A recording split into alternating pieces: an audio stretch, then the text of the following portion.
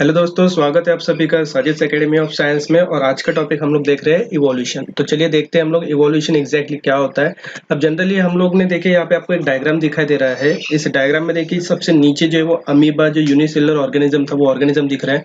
फिर इसी ऑर्गेनिज्म से, इस अमीबा से क्या होते गया, बहुत ज्यादा डेवलपमेंट होते गए। और ये जो डेवलपमेंट था, ये डेवलपमेंट कैसा था, एकदम स्लोली और बहुत ज्यादा आराम से हुआ था।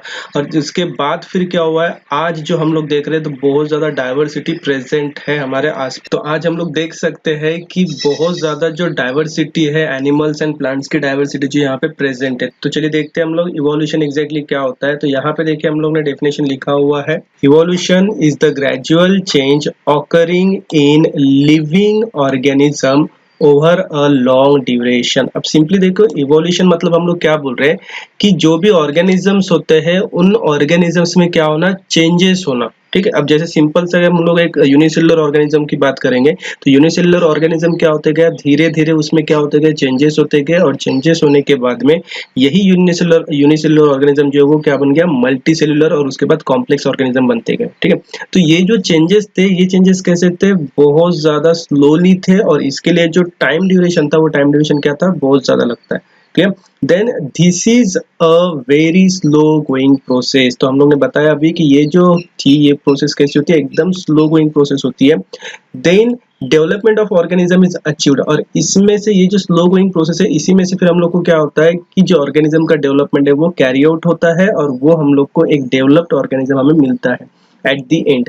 So all the stages in changes occurred in various components ranging from stars, planets in space to the biosphere present on the earth. अब ये जो हम लोग चेंजेस देख रहे हैं, तो ये चेंजेस कहाँ पे हैं, ये स्टार्स से लेके प्लैनेट तक सभी में जो है ये चेंजेस हुए थे। उसके साथ साथ जो भी अर्थ के ऊपर जो भी बायोस्फीयर है या फिर जितने भी ऑर्गेनिजम्स है, इन सभी ऑर्गेनिजम्स में ये चेंजेस हुए हैं। ठीक। तो ये चेंजेस जो होते हैं, जिनको हम लोग ग्रेजुअल चेंजेस बोल सकते हैं, तो ये ग्रेजुअल चेंजेस का मतलब भी क्या होता है, इवोल्यूशन होता है। मतलब जब एक ऑर्गेनिज्म डेवलप्ड होते होते एक पूरी तरीके से डेवलप्ड हो जाता है, तो वो जो उसकी चेंजिंग प्रोसेस होती है, वो जो चेंज होने की जो प्रोसेस होती है या फिर उन चेंज होने में जो स्टेप्स होते हैं, वही क्या होता है, इवोल्यूशन होता है।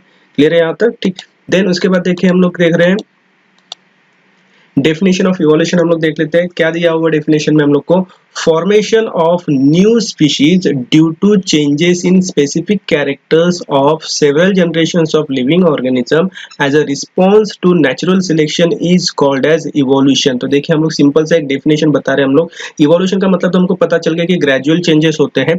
तो अब ये चेंजेस देखिए किस अकॉर्डिंग हो गए, कैसे ये चेंजेस होते हैं। तो इसमें क्या होता है, जो भी लिविंग ऑर्गेनिज्म है, उस लिविंग ऑर्गेनिज्म के अंदर जो नेचर है, नेचर्स के अकॉर्डिंग, मतलब जो नेचुरल कंडीशंस होंगी, उन कंडीशंस में जो सरवाइव कर पाएगा, उस कंडीशंस के अकॉर्डिंग क्या होते जाना, ऑर्गेनिज्म में चेंजेस होते जाना।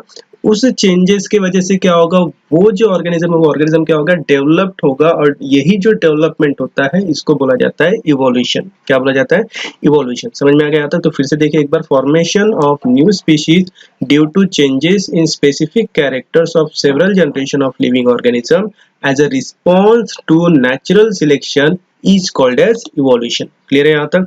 तो अब ये देखिए इवोल्यूशन किस तरीके से हुआ होगा। तो हमको पता है कि generally 3.5 billion years ago life had been non existent on the earth. मतलब कि अर्थ के ऊपर 3.5 बिलियन ईयर्स एगो जो लाइफ है, लाइफ का कोई भी नामो निशान नहीं था, वो लाइफ वहाँ पे एग्जिस्ट नहीं थी।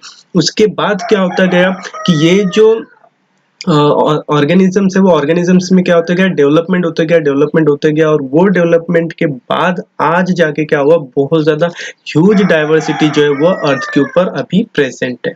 क्लियर है यहाँ तक? जैसे कि आप यहाँ पे इस डायग्राम में देख सकते हैं कि सबसे पहले क्या था, वो सन इग्नाइट्स हुआ, सन इग्नाइट्स के बाद अर्थ, फिर बाद में moon, then prokaryotes, then atmospheric oxygen. इस तरीके से क्या होते गया, इनमें डेवलपमेंट होते गया। फिर यूनिसेलुलर ऑर्गेनिज्म से फिर मल्टी सेलुलर, फिर कॉम्प्लेक्स ऑर्गेनिज्म, फिर उसके बाद में और ज्यादा डेवलपमेंट होने के बाद आज जो है बहुत ज्यादा बायोडाइवर्सिटी जो है वो अभी प्रेजेंट है अर्थ के ऊपर। ठीक है। तो ये जो पूरा प्रोसेस था, इस प्रोसेस के लिए बहुत ज्यादा टाइम लगा, नियर अबाउट 3.5 बिलियन ईयर्स का जो टाइम था, वो टाइम से यहाँ पे कंज्यूम हुआ। तो ये जो पूरा प्रोसेस है, इस प्रोसेस को ही क्या बोला जाता है, इवोल्यूशन बोला जाता है। ठीक है। देन उसके बाद देखिए At the beginning, there may have been only simple elements in the ocean on the earth, and simple type of organic and inorganic compounds may have been formed from those. अब इसमें generally हम देखो क्या बता रहे हैं कि शुरुआत में क्या था, अर्थ के ऊपर क्या थे, ओशियन थे, हमको पता है। तो ये जो ओशियंस थे, ओशियंस में कुछ सिंपल कंपाउंड्स पाए गए जो ऑर्गेनिक एंड इनऑर्गेनिक कंपाउंड हो सकते हैं, जैसे कि हम लोग बोल सकते हैं कि ऑक्सीजन हो गया, हाइड्रोजन हो गया, कार्बन हो गया, ये सब जो ये हो गए कंपाउंड्स या फिर एलिमेंट जिसको बोलेंगे हम लोग। तो ये जो एलिमेंट्स थे, ये एलिमेंट्स इसमें पाए गए।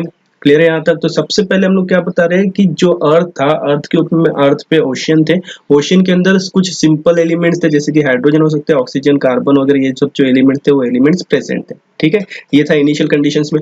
उसके बाद क्या हुआ कि ये जो कंपाउंड्स थे या फिर ये जो एलिमेंट थे, इनके पास से ही क्या बनने गए, कॉम्प्लेक्स कंपाउंड बनाए गए, जैसे कि प्रोटीन हो गया, न्यूक्लिक एसिड हो गया। तो ये देखिए किस तरीके से होगा, जैसे कि यहाँ पे हम लोग देख सकते हैं कि जो एलिमेंट थे उनके पास से क्या हुआ, कॉम्प्लेक्स कंपाउंड बने, उन कॉम्प्लेक्स कंपाउंड से क्या बनाए गए, न्यूक्लिक एसिड बनाए गए, फिर न्यूक्लिक एसिड से क्या बना होगा, प्रोटीन्स बने होंगे। यहाँ पे देख सकते हैं हम लोग डायग्राम में, ये प्रोटीन्स, और इन प्रोटीन से ही हम लोग क्या बोल सकते हैं कि पहले क्या थे, सिंपल एलिमेंट्स थे, सिंपल एलिमेंट्स के बाद क्या बनेंगे, कॉम्प्लेक्स कंपाउंड बने, कॉम्प्लेक्स कंपाउंड बनने के बाद क्या होगा, न्यूक्लिक एसिड बने होंगे, न्यूक्लिक एसिड से क्या बना, डीएनए का स्ट्रक्चर जो था, डीएनए का स्ट्रक्चर जो वो न्यूक्लिक एसिड से बना होगा।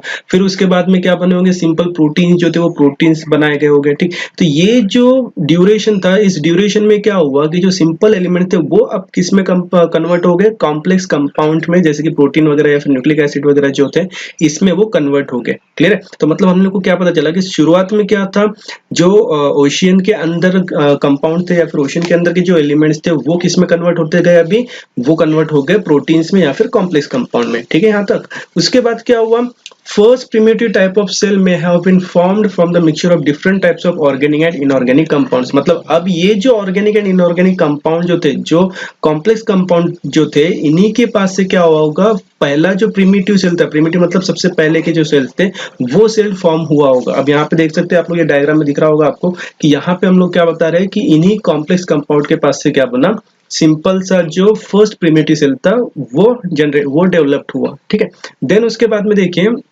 अब ये जो सेल्स थे, ये जो प्रिमिटिव सेल्स थे, अब ये सेल्स क्या होते गए, मल्टीप्लाइड होते गए। तो अब ये क्या हुआ इसमें कि जो सराउंडिंग कंडीशंस थी या फिर सराउंडिंग केमिकल कंडीशन जो थी, उन कंडीशंस के हिसाब से जो क्या कर सकता था, उन कंडीशंस को एक्वायर कर पाते थे, वो वाले सेल क्या हो गए, ग्रो होते गए, और बाकी के जो सेल्स थे वो सेल्स क्या हो गए, पेरिस्ट हो गए। पेरिस्ट हो गए मतलब क्या हो गए, वो डिस्ट्रॉयड हो गए। क्लियर है यहाँ तक? तो देखिए यहाँ पे हम लोग देख सकते हैं यहाँ पे कि ये जो सेल्स है, ये सेल्स क्या होते गए, डिवाइड होते गए, मल्टीप्लाइड होते गए ये सेल्स। अब ये सेल्स कौन से डिवाइड हुए या फिर कौन से सेल्स मल्टीप्लाइड हुए, जिनकी जो एबिलिटीज या फिर जो सेल्स क्या कर सकते थे, अकॉर्डिंग टू सराउंडिंग कंडीशंस के हिसाब से क्या कर सकते थे, खुद में चेंजेस कर सकते थे, वही जो सेल्स थे वो सेल्स क्या हुए, आगे डेवलप्ड हुए, बाकी के क्या हो गए, पेरिस्ट हो गए। क्लियर है? तो देखिए यहाँ पे हम लोगों ने क्या लिखा हुआ है, number of those cells may have increase at the cost of surrounding chemicals, there may had been some differences among those cells, and according to the principle of natural selection some may have shown good growth and some may have perished which could not adjust with the surrounding. Simple से हम लोग ने वही बताया अभी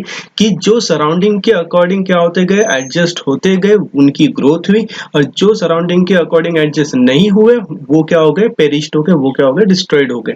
then उसके बाद देखिए हम लोग क्या बता रहे हैं, अब यहाँ पे देखिए ये जो डायग्राम है इसमें हम लोग ने एक फ्लो चार्ट बताया हुआ सिंपल सा। तो देखो सबसे पहले क्या था, ओशियन था। तो हम लोग ने बताया था कि अर्थ के ऊपर जो थे स्टार्टिंग में ओशियन ही थे। तो ओशियन के अंदर क्या थे, सिंपल से कंपाउंड या सिंपल से एलिमेंट थे, जैसे कि हाइड्रोजन, ऑक्सीजन, कार्बन वगैरह, ये जो थे ये ऑर्गन या फिर ये जो एलिमेंट थे वो प्रेजेंट थे। इन एलिमेंट से फिर क्या बने गए, simple organic and inorganic compound बने गए। मतलब पहले ओशियन, ओशियन के अंदर एलिमेंट्स, एलिमेंट से क्या बने, सिंपल और सिंपल ऑर्गेनिक या फिर इनऑर्गेनिक कंपाउंड्स बने। फिर उसके बाद क्या हुआ, ये जो सिंपल और सिंपल कंपाउंड थे उनके पास से क्या बने, कॉम्प्लेक्स कंपाउंड बने। फिर कॉम्प्लेक्स कंपाउंड से क्या हुआ, प्रोटीन या फिर न्यूक्लिक एसिड जो थे वो बने।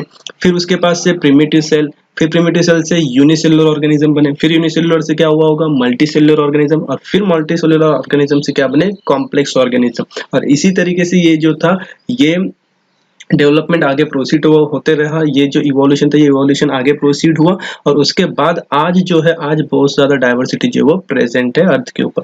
ठीक है यहाँ तक। देन उसके बाद देखिए at present crore of species of plants and animal with huge diversity regarding shape and complexity are present on the earth. आज हम लोग देख सकते हैं कि सिंपल ऑर्गेनिज्म से लेके एकदम कॉम्प्लेक्स ऑर्गेनिज्म तक जो है वो डाइवर्सिटी ऑल ओवर प्रेजेंट है अर्थ के ऊपर। Animal diversity ranges from the unicellular amoeba and paramecium to man and giant whale. अब जैसे कि हम लोग देख सकते हैं कि एनिमल के अंदर जो है एनिमल की जो डाइवर्सिटी है वो कहाँ से रेंज कर रही है, यूनिसेलुलर अमीबा से लेके यूनिसेलुलर अमीबा पैरामीशियम से लेके मैन, फिर मैन से लेके जायंट व्हेल तक जो है ये पूरी डाइवर्सिटी एनिमल्स में प्रेजेंट है। उसी तरीके से अगर हम लोग प्लांट डाइवर्सिटी की बात करें तो उसमें जो यूनिसेलुलर क्लोरेला से लेके तो ह्यूज बनियान ट्री जो होते हैं ये सब आज जो है वो अर्थ के ऊपर प्रेजेंट है। इन सब का जो डेवलपमेंट है वो कहाँ से हुआ था, वो जो सिंपल एलिमेंट्स थे वहां से ये बहुत ज्यादा टाइम के बाद, बहुत ज्यादा डेवलपमेंट के बाद में ये सब आज जो है वो प्रेजेंट है अर्थ के ऊपर। ठीक है, तो इसी जो प्रोसेस का नाम है इसी को हम लोग क्या बोलते हैं, इवोल्यूशन बोलते हैं। ठीक है, देन उसके बाद देखिए the life exist on earth everywhere from equator to both the poles. अब देखिए 3.5 बिलियन ईयर्स एगो अगर हम लोग देखते तो वहां पे उस वक्त अर्थ के ऊपर कहीं पर भी लाइफ प्रेजेंट नहीं थी, लेकिन उसके बाद फिर क्या हुआ, उसमें डेवलपमेंट होता गया, इवोल्यूशन होता गया और इवोल्यूशन के बाद आज जो है हर जगह पे, जैसे अर्थ के अगर हम लोग पोल्स की बात करें, इक्वेटर की बात करें या फिर एयर, वाटर, लैंड, रॉक, इन सभी जगहों पे आज क्या है ऑर्गेनिजम्स प्रेजेंट है, वहां पर लाइफ एग्जिस्ट करती है। क्लियर यहाँ तक। देन उसके बाद हम लोग बोल सकते हैं कि humans have shows curiosity about origin of life and reasons for such a great diversity in life present on the earth since ancient period. अब इसका मतलब क्या हो रहा है कि ह्यूमन जो है, ह्यूमंस को हमेशा से शुरू से ही क्या थी, क्यूरियोसिटी थी किस बारे में कि लाइफ का ओरिजिन कहाँ से हुआ होगा, लाइफ किस तरीके से जनरेट हुई होगी, ये सब जानने की क्यूरियोसिटी उसको बहुत पहले से ही थी। ठीक है, so different theories about origin and evolution of life have been proposed till today, of which theory of gradual development of living organism is accepted. अब इस क्यूरियोसिटी के चलते लोगों ने जो भी साइंटिस्ट वगैरह थे या फिर जितने भी जिन्होंने भी इसके बारे में रिसर्च किया तो उनके बहुत सारी थ्योरी जो है इवोल्यूशन की, लाइफ की, वो थ्योरी जो है वो आज प्रेजेंट है। लेकिन इन सब में से जो gradual development of living organism का जो थ्योरी था वो वर्ल्ड वाइड क्या किया गया, एक्सेप्ट किया गया। ठीक है, देन उसके बाद हम लोग बात करते हैं कुछ हिस्ट्री में, देखते हैं हम लोग तो अ पीक इनटू हिस्ट्री देखिए किस तरीके से many philosophers and religious scholars have written their views about formation of life. इन सब ने क्या, बहुत सारे जो फिलोसोफर्स थे, कुछ रिलीजियस स्कॉलर थे, उन सब ने क्या किया, जो लाइफ का फॉर्मेशन है उसके बारे में बहुत सारी बातें जो है वो लिखी है, बहुत सारे व्यूज जो थे उनके, वो स्टोरीज जो थी वो या फिर जो थेरीज थी वो सब उन्होंने लिखा हुआ है। ठीक है, there seems to be thorough discussion over the formation of universe in various cultures like Indian, Chinese, Roman, Greek, etc.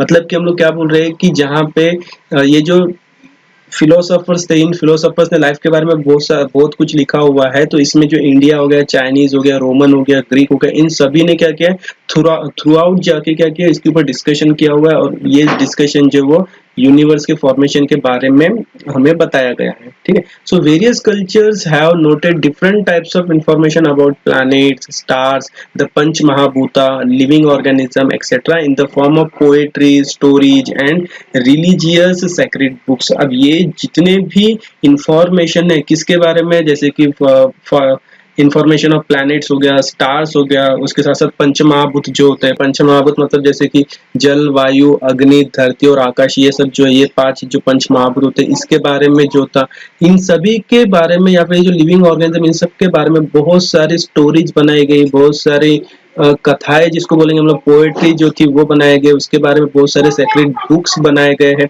तो ये सब जो है आज हमारे पास प्रेजेंट, तो हम लोग यहाँ पे बोल सकते हैं कि जो डेवलपमेंट ऑफ ऑर्गेनिज्म है वो बहुत ज्यादा स्लोली हुआ था और इसी ग्रेजुअल डेवलपमेंट को ही इवोल्यूशन कहा जाता है। ठीक है,